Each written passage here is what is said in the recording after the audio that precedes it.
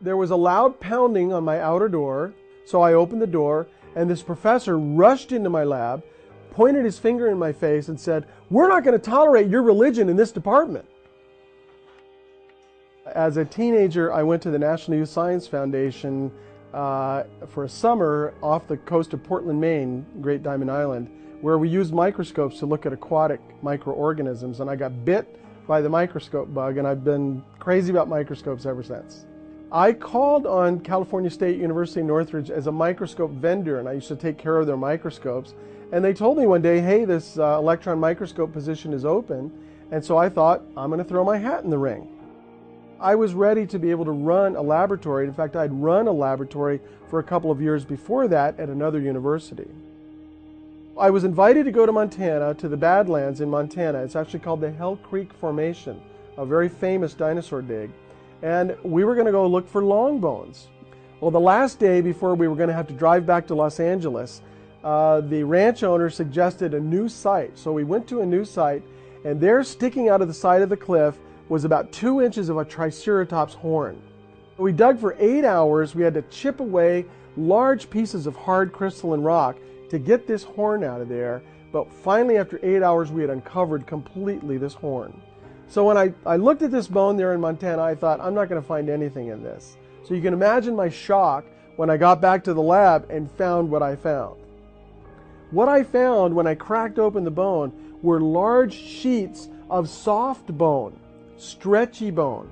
So after making this discovery, he went ahead and published this in a peer-reviewed journal explaining exactly what he had found.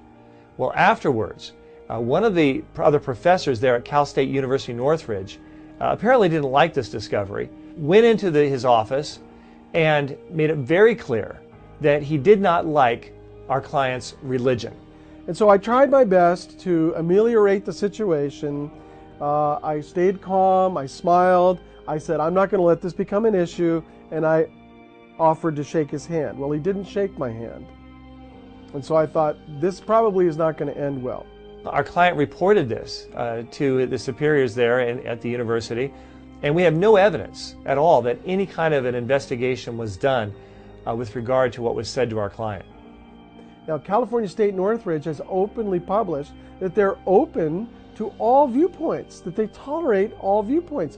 But in this case, they could not tolerate a young Earth creationist publishing in a major journal data, information that show that maybe evolution is wrong and maybe the Bible is right. After this outrageous statement of intolerance towards our client, this same gentleman was later promoted to be his boss. They phoned me and said, a secretary is coming over from the dean's office with your termination letter. And so a knock came on the door, I opened the door, and they handed me the termination letter, and I had 2 weeks' notice. You know, I can't imagine being let go, even though I'm doing a good job, just because of my religious beliefs.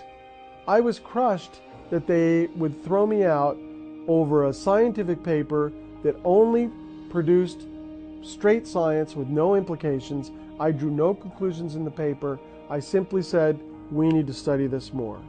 This is a country where we are to take science as we find it and investigate it and explore it and not disqualify the science or the individuals who find it simply because it may support a religious belief.